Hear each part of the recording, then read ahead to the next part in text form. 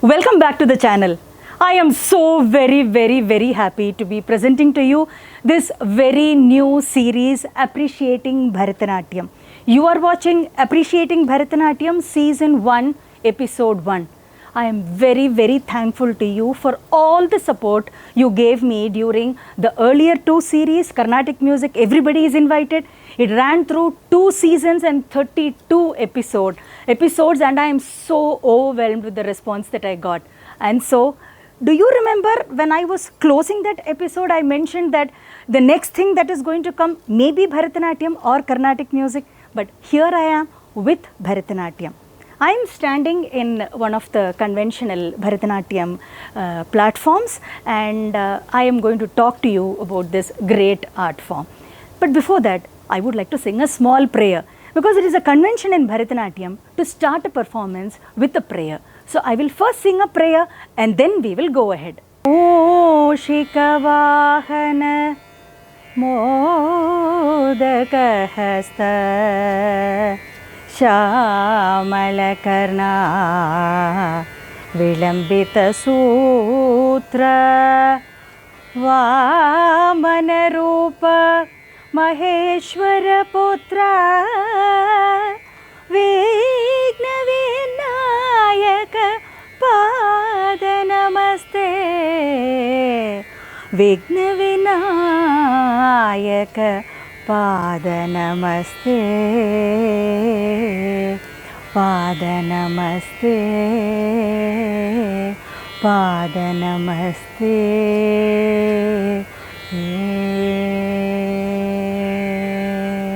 So that was a prayer, a shloka in praise of Lord Ganesha. Just look around you.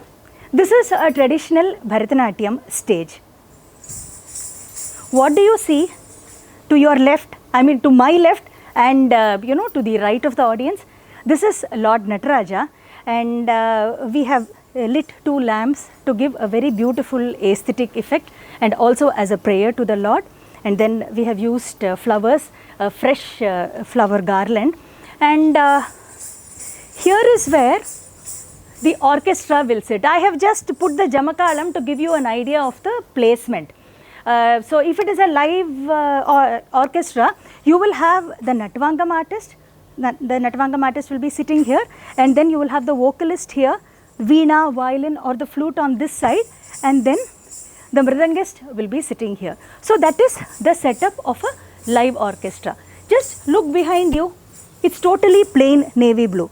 This is how conventional Bharatanatyam platforms are, which is excellent and amazing because that is what brings out the expressions, the beauty of the costume. See, we use such wonderful bright colors for costumes, and then there are the flowers, the jewelry, and then of course the hands with the altar. All of it looks so bright when you are using a dark navy blue backdrop. I always wonder, when people put big banners behind, you just imagine me standing. If there is a white banner with words, it's very difficult to appreciate the expressions of the artist. But it is done and to each his own. So, but I would prefer to keep it like this because that highlights the performance in a very wonderful way. So now I am standing in the center. This is my right, my left. How did I come here? I am here because I am talking to you. But if it is an item, well, how does it happen? I have to start like this. I can enter like this. I can start and enter like that. It's perfectly convenient. So I am going to start talking to you about how one enters the stage. But before that, there is a very basic question that I want to ask you. Why am I even talking to you about Bharatanatyam? Or why are you even watching this series? Why is it necessary or why is it so important to get educated on Bharatanatyam? For a variety of reasons. You see, now so many parents are so invested in sending their children to some kind of an extracurricular activity. It could be Carnatic music, it could be Bharatanatyam, and some kind of sporting activity, so many things. And when they send the child to a dance school, most often they send the child to a dance school because the school is close by. I do understand logistics, that's very important. But beyond that, they know very less about what's happening in the class. What is the child learning? What is being taught? How many years will it take for a child to, become a performing artist or, reach the level of expertise of, performing a Salanga Puja or an Arangetram? I feel that as parents, it is so useful to get educated about Bharatanatyam, the tutelage, what is taught, what is performed. So for those of you, this is a very useful series. And then, let's talk about students. Different students learn in different dance schools. And so many things are taught in a dance school. And it's very important because this is a visual art. This is an art which requires so much of perfection in the body language. You don't need to go and learn from a teacher. But there are always some tips, some other ideas, some, maybe advanced level of knowledge which you can pick up. And for all of you, this is going to be a very useful series. And then there are those category, of people who would love to come and watch a Bharatanatyam performance. They would love to know what's happening inside. So many people have told me, I would love to go and watch a performance, but I don't understand much of what's happening there. For all of you, this is your route to understanding the form. And then there are those people who are handed out an Arangetram invitation as, as part of a social obligation. Now, those people, they sometimes feel very awkward. You see, if I'm given an invitation for a reception or for a muhurtam, I know what to do. If it is a reception, we know we have to go and stand in the queue, wait, give the gift, smile for the pictures, and then leave. If you are invited for a Salanga Puja or an Arangetram, what are you supposed to do? You don't know what you're supposed to do.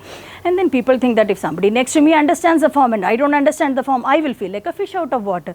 So many people have told me that that makes them very uncomfortable. Not to worry, this series is for you because this is going to tell you as to what you will expect in a performance. So you can become that informed Rasika. So here we go. So now I'm standing here. I can start dancing from here also. But as I told you, I need to come in first. So let me just start by showing you the entry. So I'll play a small piece. You can actually see how I enter the stage.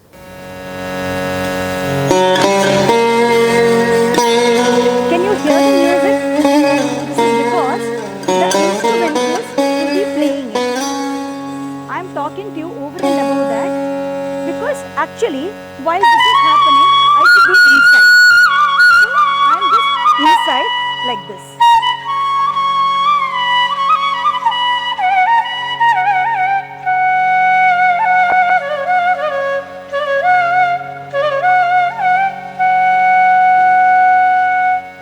Sa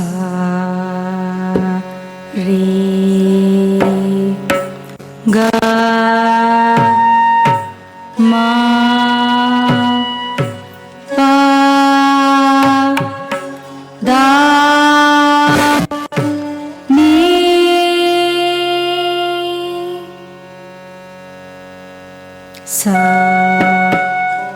sa re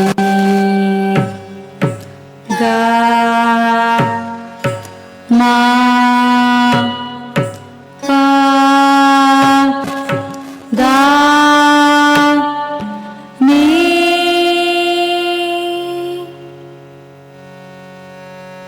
sa re ga ma pa da ni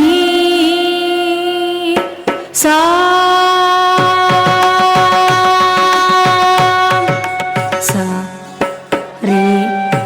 ga ma pa da ni sa.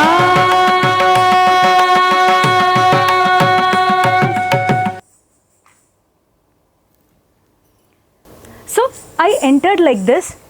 The same thing I can do like this also. So that is what brings the artist into the stage. So now I will show you a different kind of, an entry. Here you see, I will start from that side. This is a Pushpanjali. So what I will do is, I will have some flowers in my hand. We have kept the flowers ready. I'm just going to take it like this. This is perhaps the only prop that we use in Bharatanatyam. So I've just taken flowers. I can take some more. Shall I take some more? It will spill on the floor. That's the problem. But I'm excited to take some more. So I will enter with the flowers. Now you can see.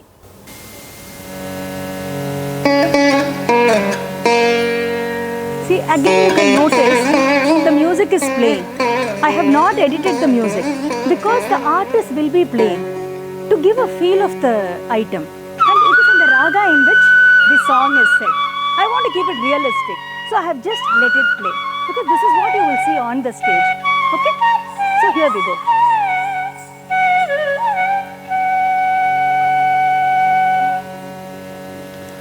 तत्तरिकिटदित्तरिकिटदीं तत्तों तत्तच्चणुतक तत्तरिकिटदित्तरिकिटदीं तत्तों तत्तच्चणुतक तत्तरिकिटदित्तरिकिटदीं तत्तों तत्तच्चणुतक तत्तरिकिटदित्तरिकिटदीं तत्तों तत्तच्चणुतक तत्तरिकिटदित्तरिकिटदीं तत्तों तत्तच्चणुतक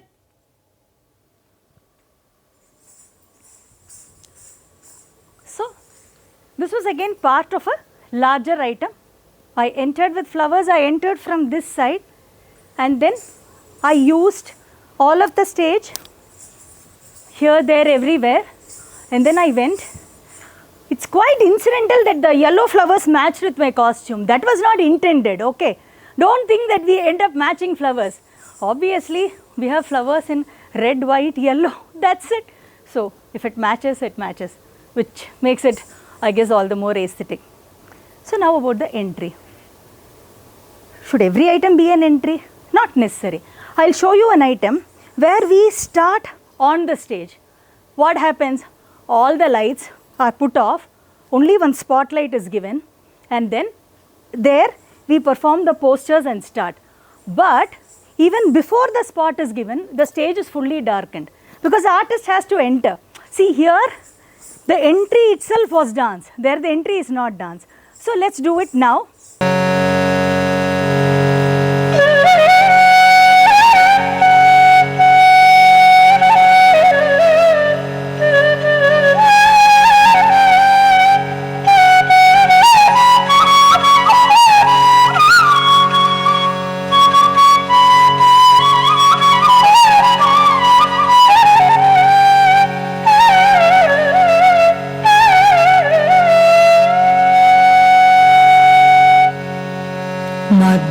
Madhusudana हरिये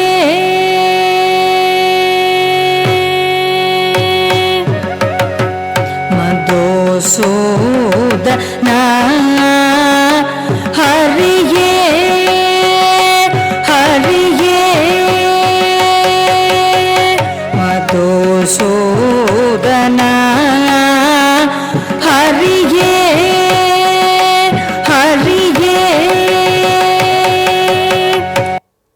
So how did you like that? The entire place was dark, so mysterious, and then the chal chal chal chal sound of the chalange. As a kid, I have always loved it, you know, because when everything is dark, there is that mystery. And then you see the glow of Nataraja also, that has one surreal kind of a feeling, you know, those two lamps, and I don't know, I have always felt these kinds of entry so exciting, mysterious, but it's so beautiful when everything is dark and, you know, just the instruments you just hear and the dancer just walks in, and then you don't know what pose she is going to strike. I stood like this. I could have also stood in some other way. I could have stood like this. I could have stood like this. So you really don't know. And if this is an item on Lord Krishna, we would have announced it before. Or if it is on Shiva, then I could have stood like this. So that is another kind of entry. So a Bharatanatyam performance starts with a prayer, and then we have the opening items, and then the second set of items, and then the main items. What is this? This route? It is called Margam. Margam is the template. You know, the way the items are structured. So we have some items before the main item and some items after the main item. Generally, after the main item, there is a costume change. So after the main items, when you see the other set of items, the visual also will be different. We'll go into every such thing in great detail as we go along. But today, I want to talk to you about spaces. The most exciting place for me on the planet is the stage. You will not believe me, wherever I go, if I see empty spaces, like some people will have, very big halls, and I'll think, how will it be if, I dance there? Spaces always excite me so much because I feel that, empty spaces, they have so much of danciness hidden in them. And the only thing is, when it is, an auditorium like this, there is a raise. I am actually standing 2-3 steps above. The audience are seated at a slightly lower level. That gives a perfect visual appeal. Now see the spacing. Look at this stage. This is actually a moderately sized stage. You have stages that are much bigger than this also. Smaller than this, I would say, is not right. This much we need. Now the question is, what can I do with this space? I can do a lot of things with this space. I will first start with 1 or 2 abhinaya portions. Now let's say a person is waiting for the lover. So now you can hear the vehicle. In earlier days it would have been chariot, today it could be a car, anything. You can hear, or it could be footsteps. Now what do? She or he, they would like to just run and see.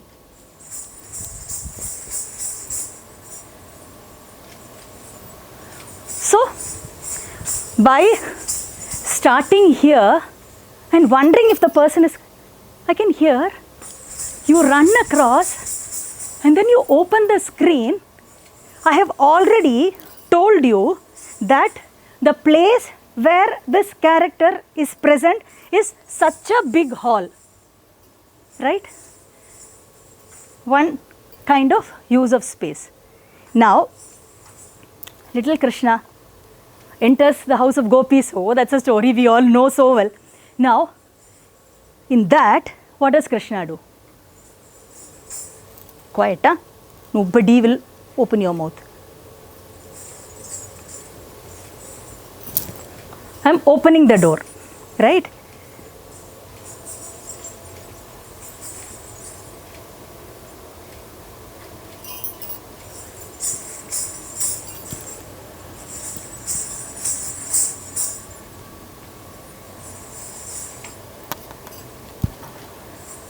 What did I do? I opened the door, I entered. I have already told you outside, inside. I have come inside. See, I have converted the spaces into, this space into 2 parts. I come inside, go around the house, I peep into this room. One room, nobody is there. Walk slowly. Krishna won't be wearing salangai, okay? So nobody please tell me that salangai sound is there. It is Krishna. Was he wearing a golusu? Maybe. Let's not go into it now.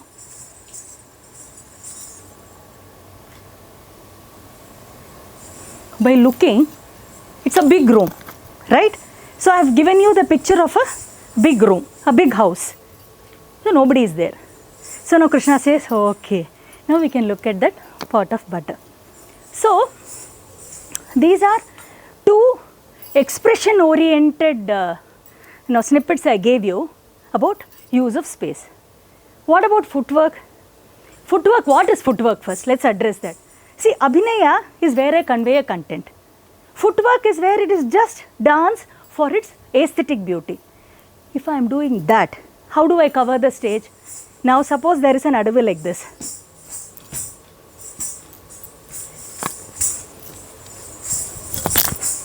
See, I jumped, I went here, covered this side, covered this, covered this. There are steps which help us cover the entire stage. I can move anywhere I want. I move here. I move here. You can move anywhere performing footwork. So, this is such a sacred space in the sense that it offers so many opportunities. Now, shouldn't I I should offer my namaskars to the stage, right? Actually, that is how we start a class. That is how we start a performance. We call it namaskaram. Oh, sacred space, be kind to me. How do we do that?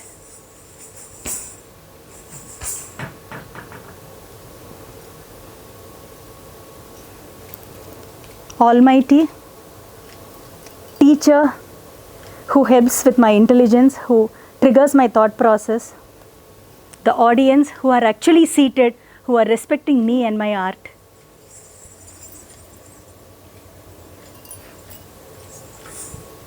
Let me stop on this note. You were watching Appreciating Bharatanatyam Season 1, Episode 1. Keep watching, many more interesting episodes to follow. Thank you.